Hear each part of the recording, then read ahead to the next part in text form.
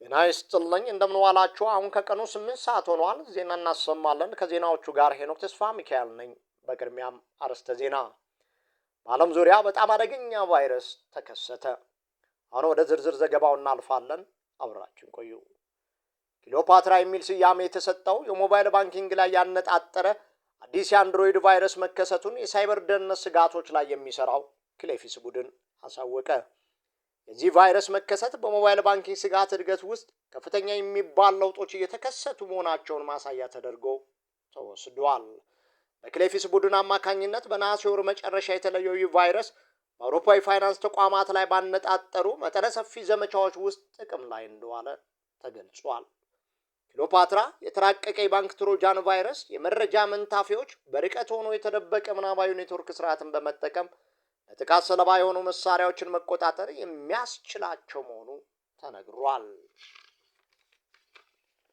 የአጥፊ ሶፍትዌር ከገሃዱ ዓለም የማጭበርበር ሙከራዎች ጋር ቁርኝት የፈጠረ ሲሆን ለጥቃት ኢላማ የተደረጉ አካላት መሳሪያዎቻቸውን ቻርጅ ሲያደርጉ እንዲሁም ብዙም ክትትል አይደረግበትም ብለው በሚያስቡበት ምሽት ላይ ጥቃቶች በጥንቃቄ እንደሚሰነዘሩ ታውቋል። የደህንነት ባለሙያዎች ቫይረሱ ለወደፊቱ የዘርፉ ስጋቶች ማሳያ ሆኖ ሊያገለግል እንደሚችል ያስጠነቀቁ ሲሆን ይህም የፋይናንስ ተቋማት ላይ ያለው የስጋት ደረጃ ከፍ እንደሚያደርገው ጠቁመዋል።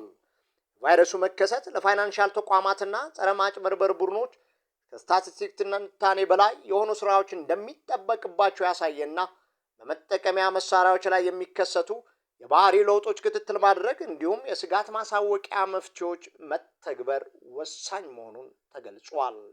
ከዜናዎቹ ጋር ሄኖክ ተስፋ ሚካኤል ነበርኩ። መልካም ቀን። ይህ ኖሊ ኒውስ ነው። ታማኝ የመረጃ ምንጫችንን ይቀላቀሉ። ሰብስክራይብ፣ ላይክ፣ ሼር በማድረግ ቤተሰብ ይሁኑ። ኖሊ ኒውስ ታማኝ የመረጃ ምንጭ